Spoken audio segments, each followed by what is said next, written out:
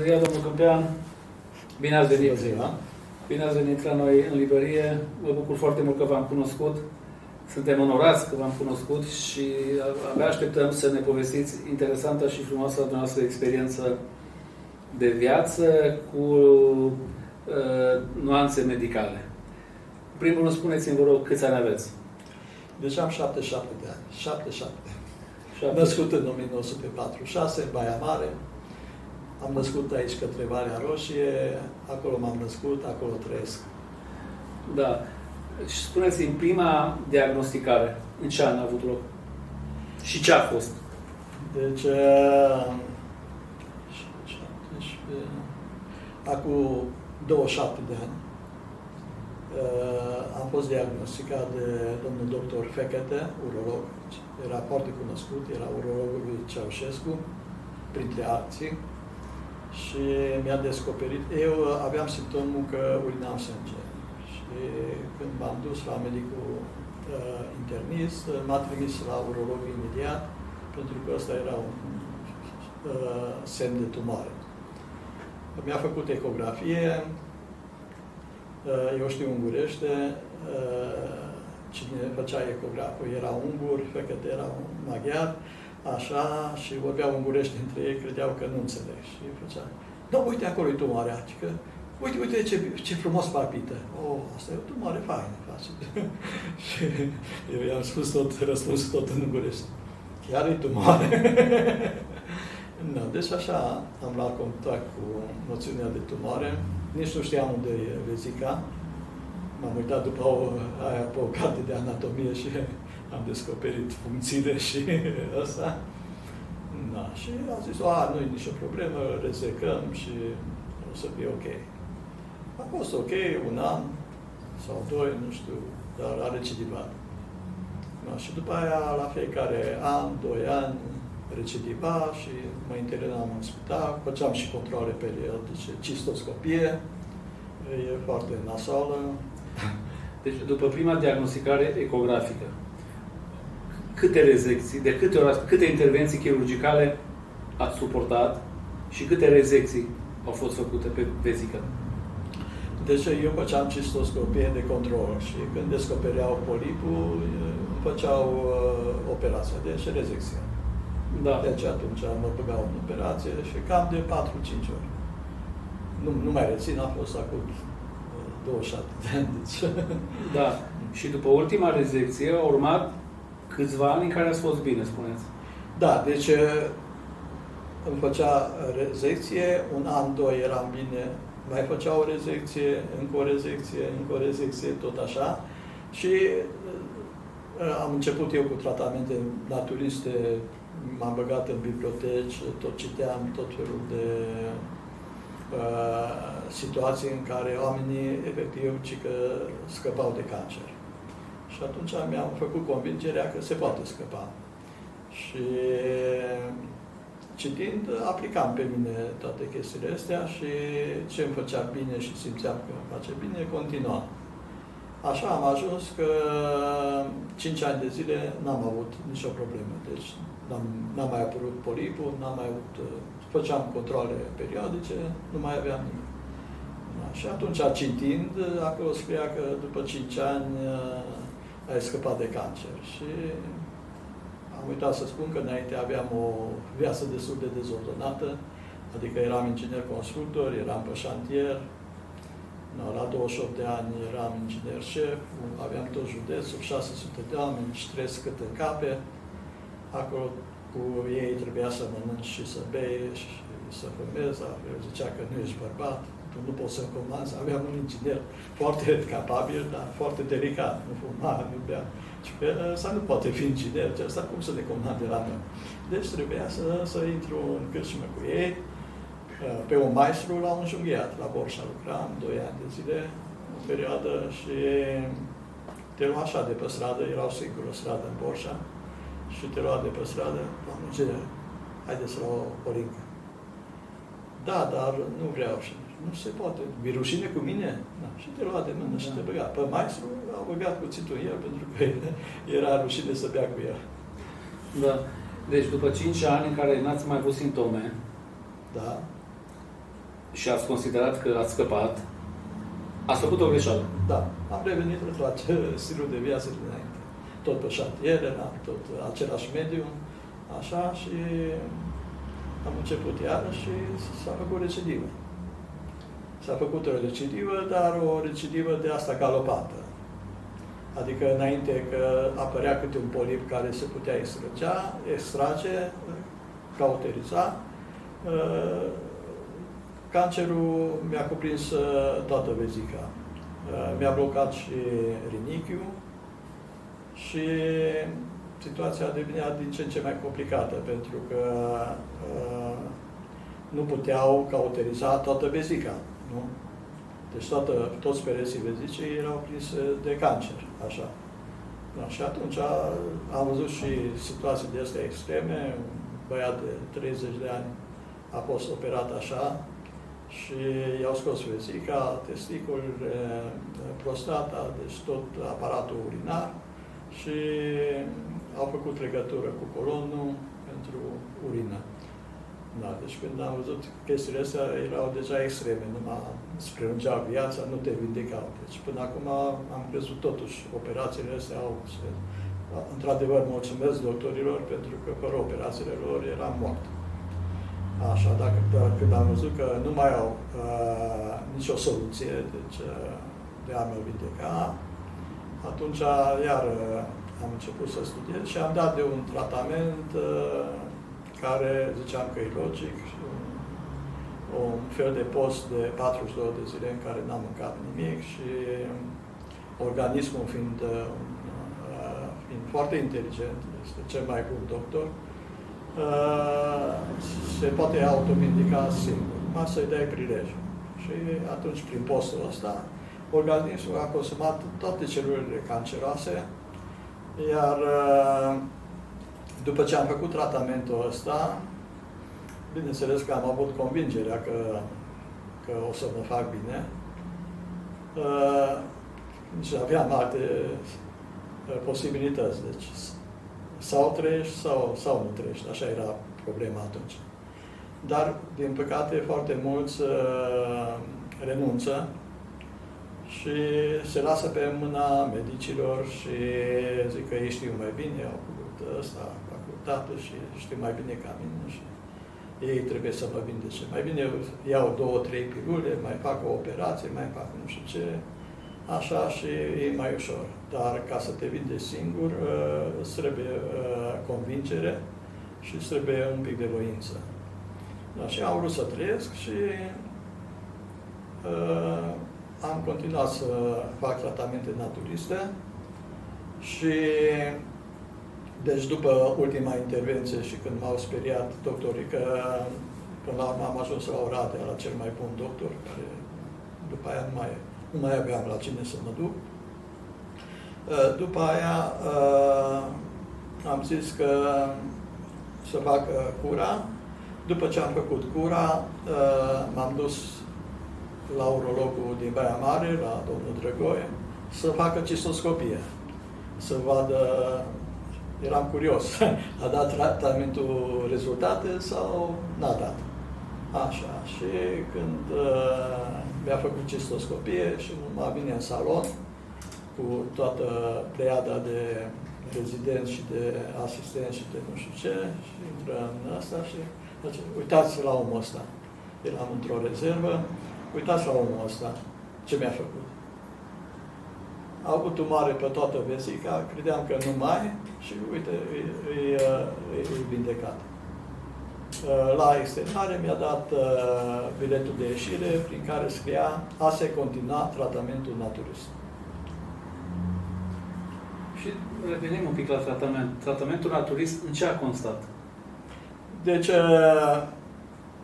am renunțat la băutură fumată imediat, am trecut pe vegetale, pe semințe. No, sunt anumite alimente anticancerigene, am făcut o cură de aloe, am făcut o cură de legume crucifere, deci legumele care au frunzele în formă de cruce, ca varza, conopida, brocoli, varza de Bruxelles. Așa, valsa de Bruxelles e cea mai bună. Și deci tot ce citeam în carte și ziceam că ajută, am trecut pe semințe, ci că în semințe este germenele vieții, acolo sunt adunate toate enzimele și toate substanțele prin care viitorul corp al plantei va crește și este o cură de semințe. In, când pe toate omega-3, deci ajută la organism. Deci tot ce găseam aplicat. În perioada asta ați urmat tratament alupat? Nu. Adică atât cât îmi extragea. La început am făcut un tratament, se zicea că atunci a apăruse, acum vreo 20 și ceva de ani, și că dacă se instilează în vezică niște germeni, nu mai știu cum se numește, dar se folosea și în tuberculoză, se instila la început, vă dați seama, făceam cistoscopie zilnică, adică nu cistoscopie, deci asta mergea prin instilație, Da. așa, dar trecea prin prostată și era foarte dureros. După aceea, de 2 ori pe săptămână, un an de zile am făcut tratamentul ăsta, presupunea că arde peretele vezicii, deci acolo unde era tumoarea și nu se mai face tumoare. Dar nu a dat rezultate. În discuția care am avut-o noi înaintea interviului, îmi spuneați că boala a fost pentru noastră? Da, un noroc. Deci am două mari noroce în viață. Unul a fost cancerul, pentru că dacă nu era cancerul, nu ajungeam eu la vârsta asta de 77 de ani și nu e problema că ajungi la 77 de ani, dar e problema să fii fizic sănătos, mental, energetic, spiritual, deci să duci o viață activă, deci să ai hobby-uri, să ai planuri, să ai țeluri. Deci asta e. Oricum, deci am ajuns datorită cancerului. Dacă nu era cancerul, atunci continuam viața pe care o aveam și da, continuând, nu puteam ajunge nici măcar la vârsta asta. Problema este că atunci când mi-am dat seama că e o problemă de viață și de moarte, mi-am făcut o analiză și m-am gândit, nu, bine, acum mor, am trăit, ce am realizat până acum? Da, mi-am făcut o casă, am mașină, am de toate, dar lucruri materiale. Acum eu dacă mor, le duc astea cu mine? Nu le duc. Ce pot duce? Eventual spiritul. Lucruri spirituale și așa. Și atunci mi-am făcut un cel de viață să îmi cizelez un pic spiritul, să așa și deci de aia a fost o mod de cotitură principal cancerul, pentru că am trecut de la o viață de pe pilot automat, că majoritatea omului face același lucru zilnic și așa, la o viață spirituală. Deci am zis că prioritar nu este partea materială, ci partea spirituală. Deci considerați că vindecarea noastră are în spate... Deci convingere, deci... Spuneți cuvântul pe care... Deci credința, credința că mă vindec. Deci dacă nu ai credință, poți să faci orice tratamente, nu reușești. Credința e similară cu atenția. Deci tu dacă îți îndrepți atenția asupra unui obiectiv, acolo se îndreaptă și energia ta. Și energia vindecă, poate face orice. Deci poate face minuni. Deci și Iisus a zis că nu eu te-am vindecat când am făcut cazurile de vindecare, ci tu te-ai vindecat singur. Deci credința ta te-a vindecat. Nu? Problema e că poți face orice cu voința și în Biblie scrie că dacă ai credință cât un bob de muștar, poți să munții se mișcă. Nu zice că tu poți să-i miști, se zice că se pot mișca. Deci, prioritar este credința.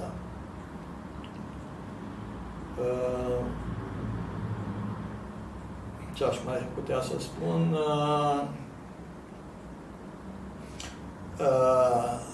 După ce m-am vindecat de cancer, am avut foarte multe cazuri de oameni care auziseră. Deci, cunoscuți prieteni care au văzut. Eu făceam curarea de 42 de zile, am slăbit 25 de kg. Ziceau, nu, când trebuie să mergem la mormântare, pentru că, uite, ăsta slăbește văzând cu ochii și ăsta se duce. No, unii dintre ei a venit la mine și a avut cancer. Am avut un prieten foarte bun care avea cancer, a fost director la OJT, băiat foarte deștept. Așa, și, băi, eu pot să te vindec, adică nu eu pot să te vindec, tu te vindești, dar să dau posibilitatea să te vindeci. Și atunci am căutat în biblioteci și am dus 10 cărți despre cancer și modalități de a te vindeca, că și alții s-au vindecat. Și una dintre ele era una polițistă și face, eu ți-am citit-o aia polițistă, a fost foarte bună, dar celelalte nu le citesc. Dar a murit. Da. A murit. Pentru că deja eram foarte mult solicitat și foarte mulți veneau și după aia aflam că mor. Deci nu aveau convingere, nu aveau credință. Și mureau.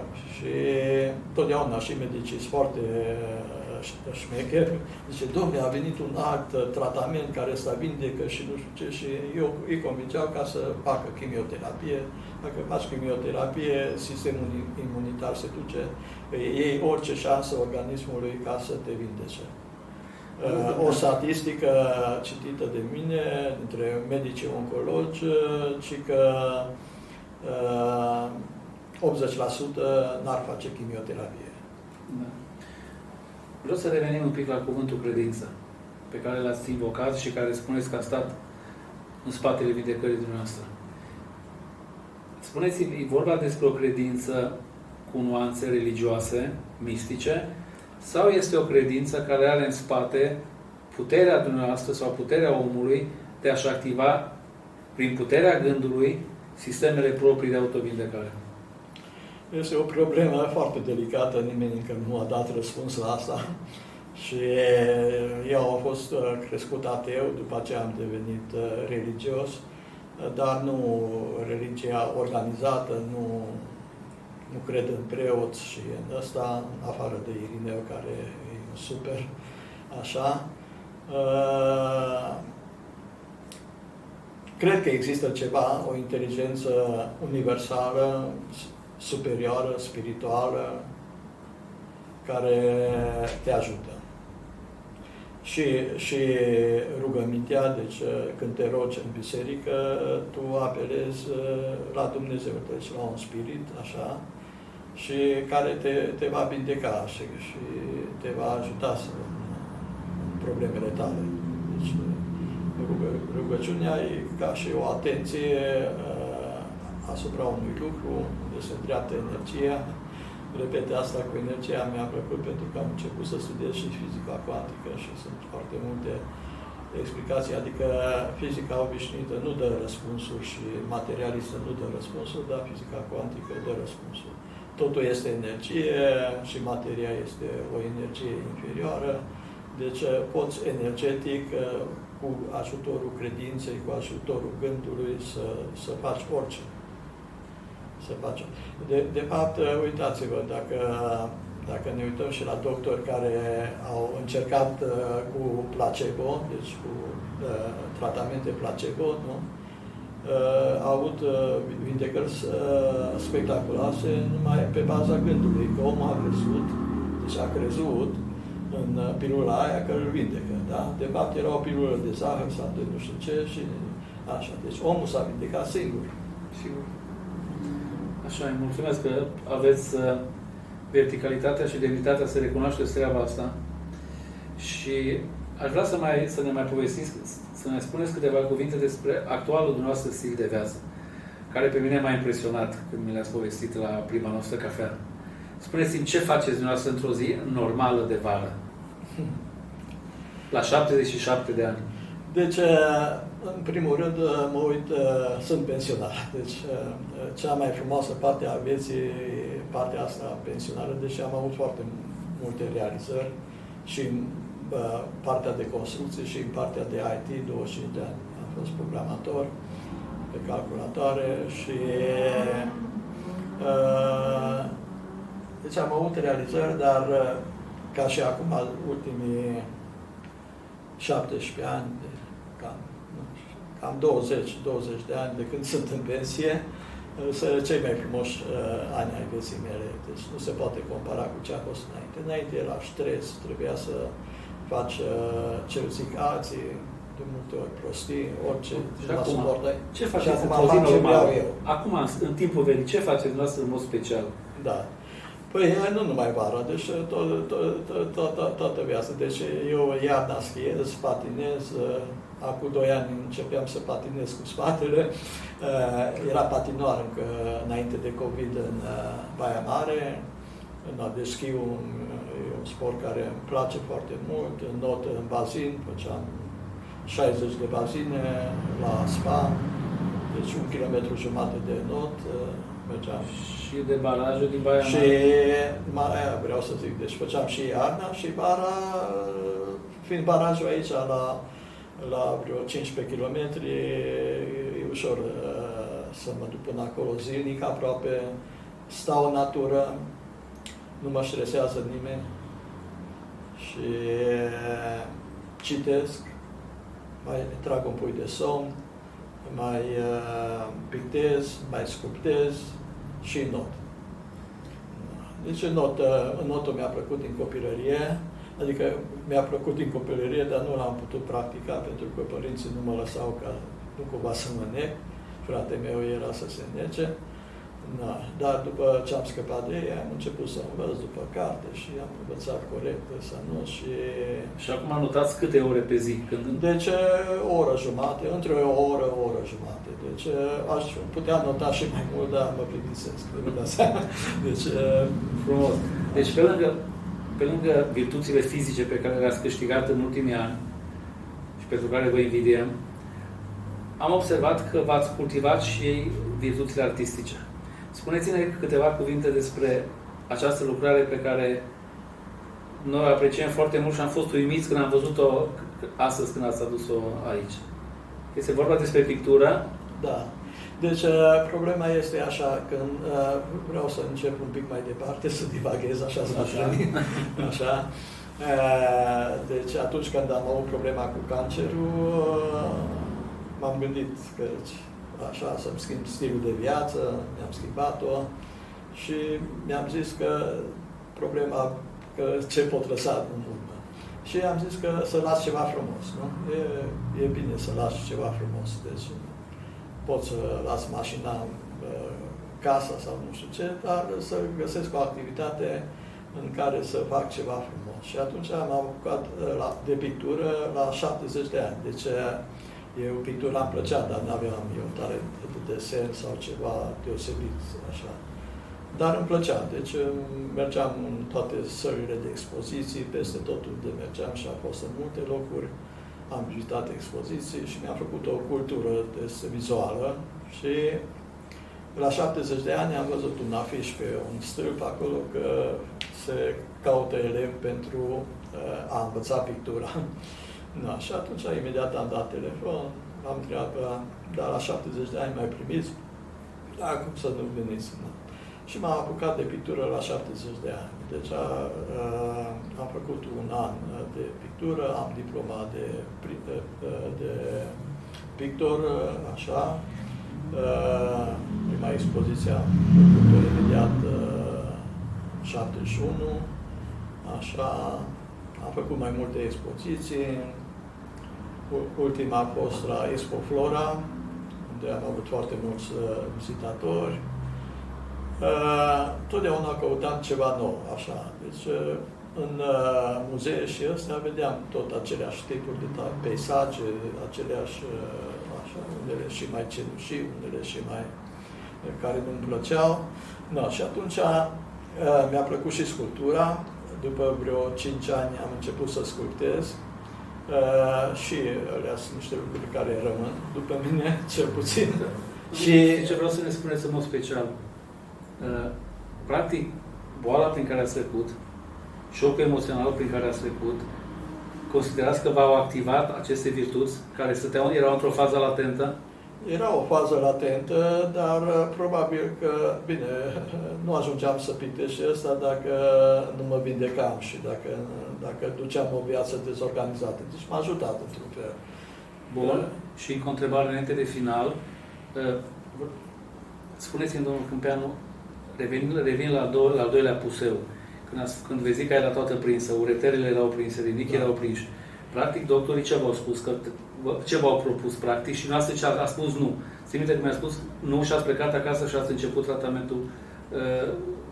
tratamentul non-convențional. Exact. Deci, practic, ce v-au propus când a văzut că vezi că era prinsă? Deci să-mi extermine tot aparatul urinar. Deci vesica, testiculele, prostata, deci toată partea. Și când s-a spus? Asta era ultima fază când oamenii încearcă să te facă să supraviețuiești. Dar asta nu era un stil de viață care să convină. O paranteză iară fac. Deci odată eram internat tot la Oradea și eram cu un colonel de securitate, era pe vremea comuniștilor atunci și toată lumea îl peria. Eram într-o rezervă, aveam relații, el era colonel. Na, și tot veneau ăia și, băi, au inima slăbită și, băi, iau o aspirină cardio, iau nu știu ce, nu știu cum. Nu voia să ia nimic pentru inimă. Și el avea cancer și mi-am dat seama că el a zis că mai ușor se moare cu inima decât cu cancerul. Așa mi-am zis și eu, nu vreau să mor pe parte de spital, să fiu leguma și obiectul altora. Și ați mers acasă și ați început? Exact. Sau trăiesc sau nu trăiesc. Și am început tratamentul ăsta naturist. Am căutat în biblioteci metode de a ieși din criză și până la urmă am reușit. Problema e foarte mult, zic, măi, dar cum în 42 de zile să nu mănânci? Dar e imposibil și nu știu ce. Da, este posibil. Cum, dacă crezi în ceva și ăsta este foarte ușor. Și vă întreb ceva, nu meriți 42 de zile să nu mănânci și să trăiești 20 de ani fericiți?